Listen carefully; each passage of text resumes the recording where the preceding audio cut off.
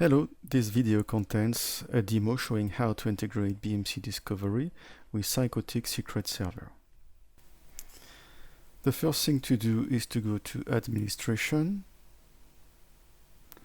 and then Vault Management. We are going to configure first of all the appliance to use Thycotic Secret Server.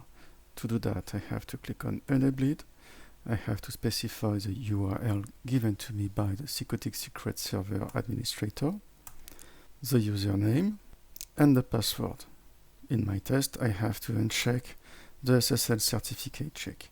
I can test it. And now I'm going to disable that because I want to do the same from the outpost, run a test credential, and run a scan. I click on Apply to disable it from the appliance. Now we are going to do the same in an outpost. Here is my outpost.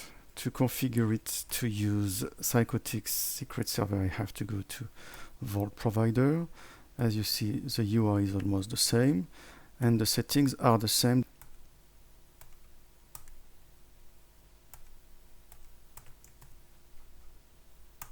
I test it and I apply it.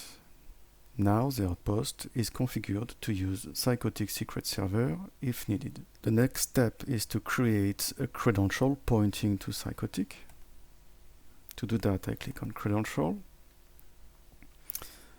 The credential that I want to create is for an SSH server, so I click on Add Host SSH. In the vault source, I'm going to select Thycotic Secret Server instead of the local vault.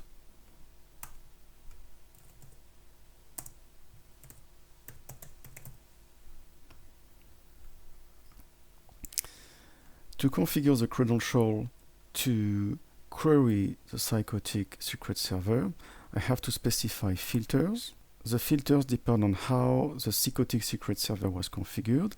In my case, I'm using a Thycotic Secret Server where the attribute that contains the name of my system is named secret name with a space.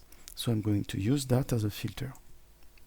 I put the name of the attribute here. And I'm going to put the value. The value is that.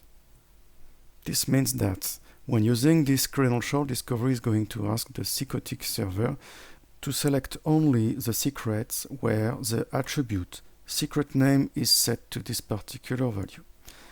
I'm going to add one more filter to specify the account. In my Thycotic record, the name of the account is stored under the attribute username.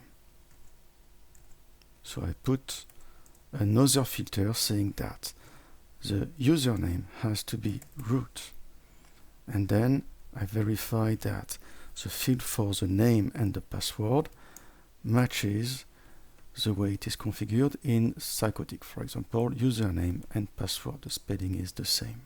My credential is ready. I'm going to save it and test it.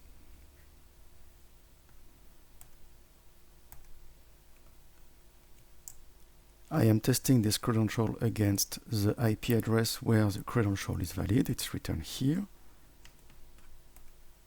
In my case,